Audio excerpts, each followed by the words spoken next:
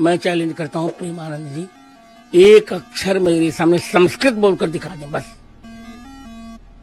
या मेरे कहे हुए संस्कृत श्लोकों का अर्थ समझा दें, मैं आज खुलकर कर रहा हूँ। जी, सबसे बड़ी कमजोरी है अहंकार।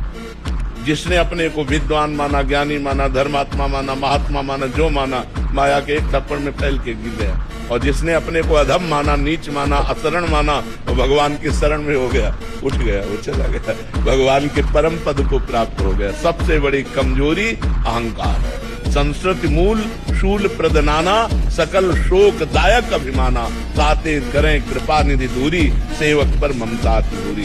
समस्त दुखों का मूल, समस्त कमजोरी का मूल अहंकार है। इस देहाभिमान के द्वारा ही दुर्गति होती है। एक है रामभद्राचार्य जो कि अभी शंकराचार्य की कुर्सी पर विराजमान है, तो दूसरे है प्रेमानंद जी महाराज, जिनको के देश विदेश में काफी लोगों द्वारा सुना जाता है और अब सोशल मीडिया पर काफी पॉपुलर है। हालांकि इनसे पॉपुलर और भी बाबा लोग हैं हमारे देश में, लेकिन इनको भी काफी सुना जाता है। लेकिन आपस में विवाद हो गया है और जिस तरह से सोशल मीडिया पर लोग इनके लिए लड़ रहे हैं, ऐसे लग रहा है जिस तरह से दुकानदार एक दूसरे को नीचा दिखाने के लिए लगे होते हैं, ऐसे ही कि उनका धंधा बंद न हो जाए। जैसे वो लड़ते हैं, ऐसा ही कुछ धार्मिक गुरुओं का आज के समय में हाल है और ऐसा ही होता दिखाई दे रहा है। हालांकि प्रेमानंद जी महाराज को काफी लोग सुनते हैं। हालांकि विराट कोहली, अनुष्का शर्मा जब उनके पास गए थे तो उनके बाद से उनकी फैन फॉलोइंग में काफी इजाफा हुआ था और जो उनकी सोशल मीडिया की टीमें हैं वो काफी अच्छे से इन चीजों को मैनेज करती है कि कौन बड़े सेलिब्रिटी उनके पास आते हैं और उन्हीं को मिलवाया जाता है, बकायदा शूटिंग की जाती है। हालांकि आप प्रेमानंद जी महाराज में लाख कमियां निकाल लीजिए, लेकिन कहीं ना कहीं रामभद्राचार्य जी से तो फिर भी बेहतर स्थिति में नजर आएंगे। क्योंकि आप सोचिए कि रामभद्राचार्य जी वही हाल कर रहे हैं यहाँ पर धार्मिक गुरुओं का, जो हाल मनसे की जो पार्टी है, मनसे जो राज ठाकरे की महाराष्ट्र में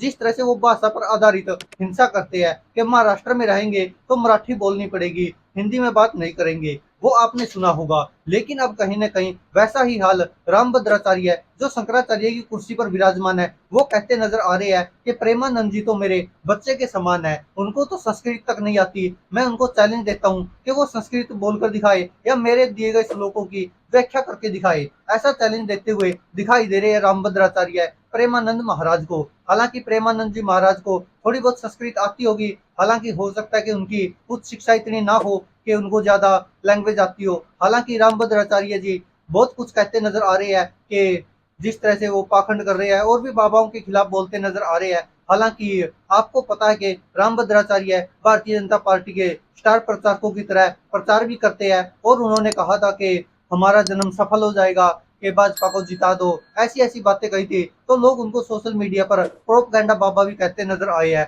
तो हालांकि प्रेमानंद महाराज के समर्थन में काफी लोग उतरे हैं और कह रहे कि वो बिल्कुल सही है, लेकिन ये रामभद्राचार्य जी अपनी स्थिति भूल गई है और किस हालात में है वो उनका मजाक उड़ा रहे हैं प्रेमानंद जी महाराज का, कि उनकी दोनों किडनियां फैल है और हर दिन उनको उपचार की जरूरत पड़ती है, ये होता है वो होता है और भी न जाने क्या क्या बोलते नजर आ रहे हैं। और जो शुभंकर मिश्रा के साथ पॉडकास्ट हुआ था उसमें रामभद्राचार्य ने ये सब बातें कही थी। हालांकि आप हो सकता है मैं भी जैसे असहमत हूँ प्रेमानंद महाराज की बहुत सारी बातों से, जैसे कि वो एक मंत्र देते हैं कि इस मंत्र का 11 बार घर से जाप करके जाओगे तो आपका एक्सीडेंट नहीं होगा, ये मैं खुला ये करता हूँ वो करता हूँ। लेकिन आप सोचकर देखिए कि प्रेमानंद जी महाराज चलो ठीक है थोड़ा बहुत ऐसे अंधविश्वासों में उलझे हुए हैं, क्योंकि उन्होंने जो शिक्षा हासिल की है या जो उनको पता है वही सब वो आगे लोगों को परोसते जा रहे हैं। लेकिन रामभद्राचार्य जी का ये कहना कि संस्कृत भाषा नहीं आती, तो इसका मतलब ये तो हो नहीं सकता कि अकेली संस्कृत भाषा पर ही धर्म आधारित होता है। क्योंकि आप सोचकर देखिए आज से पहले भी कितने सारे